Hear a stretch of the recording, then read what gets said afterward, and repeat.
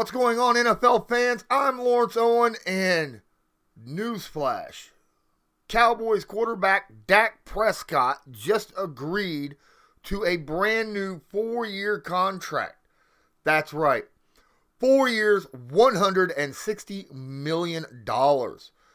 He got $66 in signing bonus, $40 million a year, $95 million guaranteed at signing, and $126 of that $160 is guaranteed. He is not due to hit free agency until 2025. The rumor was Dak Prescott wanted a 4-year contract from the get-go. That was what was holding them back. Now, he got what he wanted. The Cowboys wanted a 5 or 6 year contract. Dak wanted a 4-year contract. Dak turned down $33 million a year, got $40 million a year. Now, you might be wondering, how in the world is Dak Prescott getting paid $40 million a year when the Cowboys are having cap issues? Well, to be fair, right now, the Dallas Cowboys are sitting kind of in the negatives right now with this Dak Prescott contract. Okay? That's an interesting thing to look at. Currently, at this point in time, the Dallas Cowboys are almost $4 million in the hole in cap. Which makes you wonder, how are they going to free that up before the free agency season starts so they don't get hit with that massive, because, they'll get hit with another $5 million. It's happened before. It could happen again. It's happened to the Dallas Cowboys. Now, obviously, they don't want to get hit with $5 million, being they've got a ton of people on their roster right now that's being paid. Some would say overpaid. If you look at Dak Prescott, $40 million a year, that's a lot of money. Some would say overpay. DeMarcus Lawrence has got $21 million a year, which goes through 2024. Amari Cooper has a contract through 2025 for $20 million a year. Okay? Ezekiel Elliott, he's got a contract through 2027 at $15 million a year. Zach Martin, at the age of 30, currently, has a contract through 2025 at $14 million a year. And then Tyron Smith, the left tackle, also 30 years old. But granted, he's only got 3 years left on his contract rather than 4 like Zach Martin.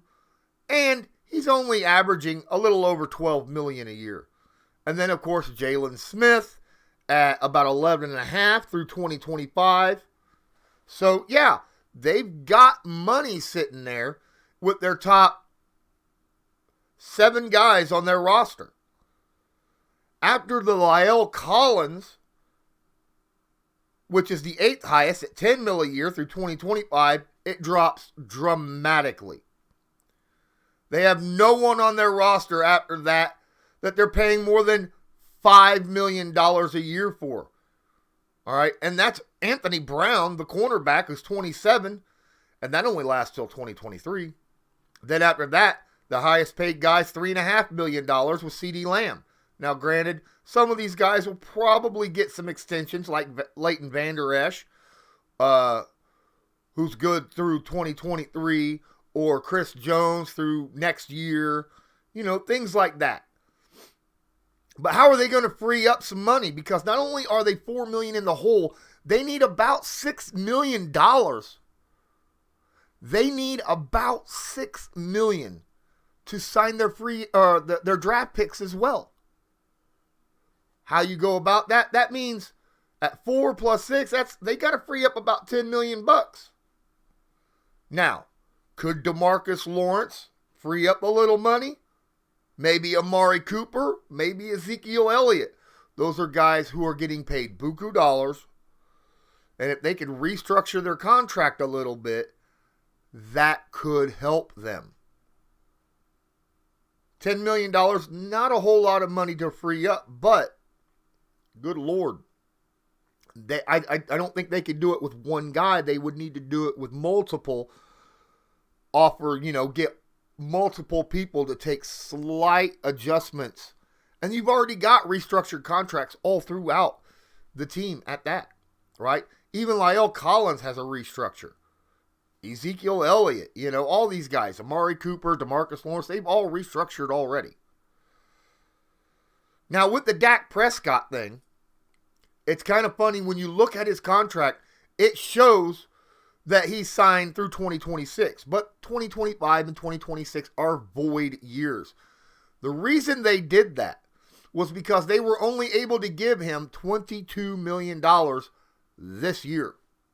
They actually went over $4 million, as I said earlier, and given him $22 million. They only had $18 million in cap space before this contract was signed.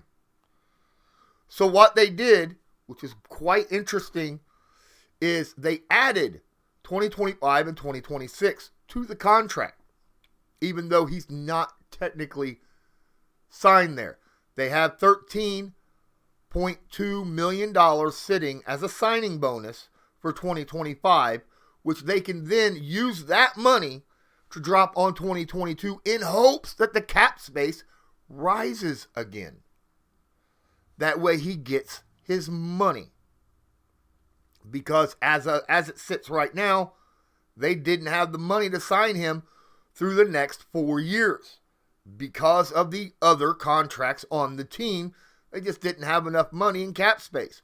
They're hoping, like I said, that because of COVID, hoping that this will resituate itself, they would get some tickets back, money will come back, and the cap hit won't be near as bad next year as it was this year, and they'll be able to go ahead and give him that $13.2 million that's on his 2025 part of the contract in 2022, which would raise how much he's making in 2022.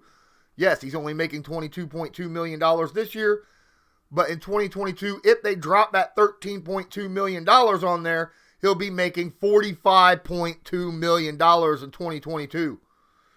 And then 2023 will be $44.2 million. And then in 2024, it'll be $47.2 million. Wow. That's a lot of money for Dak Prescott. Now, there are a lot of people that are pro Dak Prescott and believe that he absolutely deserves $40 million a year. I am not one of those guys. I'm not one of those guys just for the simple fact that you think about it. All right? Yes, Dak plays well. But it was Dak. They're like, okay, so some of these people out here that say he's not worth it say, well, most of his stats are fourth quarter comebacks. And that is true.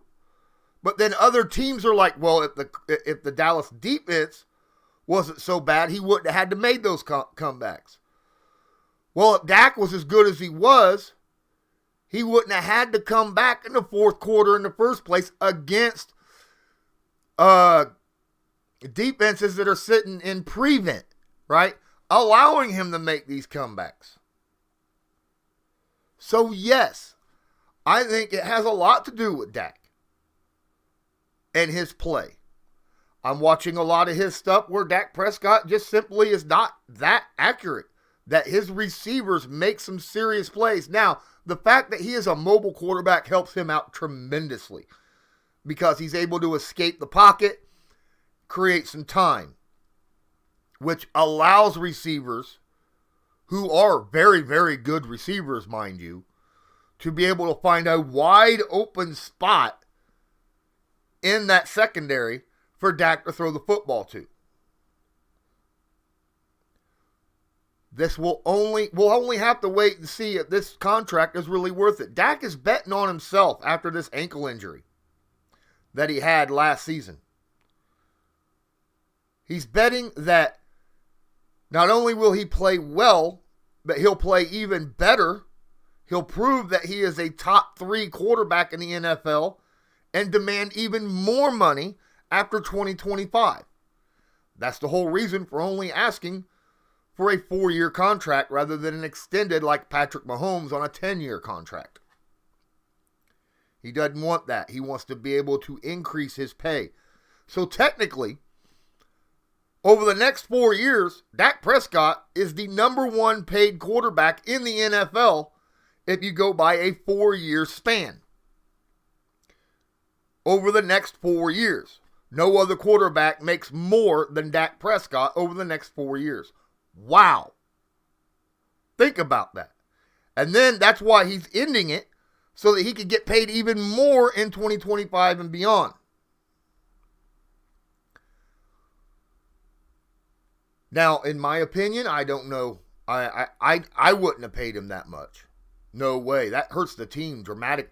Like I just said, you got 8 guys who get paid $10 million or more on that team. The rest of the team is getting paid $5 or less. I would prefer, instead of having a bunch of money in above average to good players on your team, to kind of even that out, or pay superstars, like 3 superstars on your team, and then have an even out roster. But that's just me. So I want to thank you for watching this stream about me talking about Dak Prescott, how the Cowboys are able to actually do what they're doing contract-wise. And write in the comments down below. Let me know what you think of this contract. Are you for it? Are you against it? Do you think this hurts the Dallas Cowboys long term? Do you think this helps the Dallas Cowboys long term? Let me know. Don't forget, smash that like button. Hit subscribe if you're not subscribed. And until next time, I'm Lawrence Owen. Have a good one.